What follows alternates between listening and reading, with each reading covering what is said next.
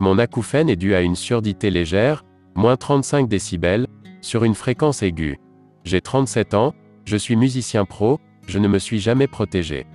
Je n'ai pas d'hyperacousie et mon audiogramme est normal en dehors du creux dans les aigus. Enfin bref, quelques points qui peuvent je pense vous aider. Avant tout, allez voir un ORL. Pour moi, ça n'a pas servi à grand chose, mais il faut que vous puissiez identifier si possible la cause de votre acouphène, fuyez les forums, c'est anxiogène au possible, et même si vous recherchez un témoignage positif, vous trouverez toujours des gens pour vous casser le moral. Évitez pour l'instant les lieux bruyants, concerts, boîtes etc. Et quand vous y retournerez, allez y avec de bonnes protections. N'oubliez pas que la grande majorité des gens qui vont sur Internet parler de leur malheur ne reviennent pas quand ça va mieux. Les forums regorgent de gens qui souffrent de problèmes psy plus ou moins sérieux. Ces personnes sont moins bien armées pour résister aux acouphènes, et vont avoir tendance à focaliser dessus, et à dramatiser quand elles évoquent leur sifflement.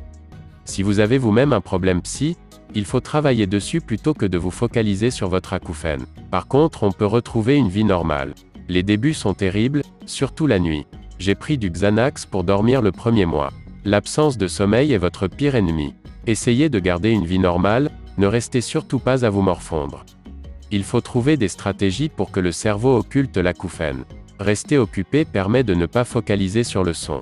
Dites-vous que la grosse majorité des gens, 10 millions d'acouphéniques permanents en France, apprend à vivre avec. Il faut de la patience mais on y arrive. Il m'a fallu 6 mois pour aller vraiment mieux.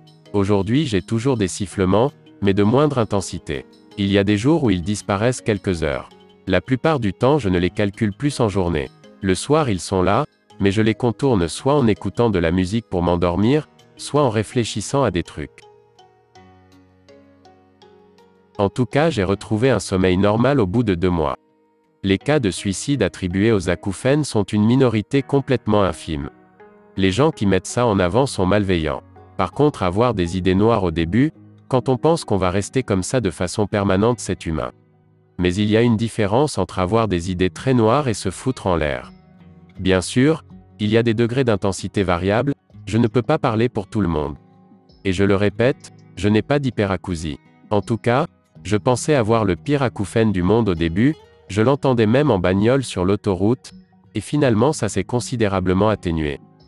Et la perception qu'on en a en fonction de l'état de stress et de fatigue fluctue énormément.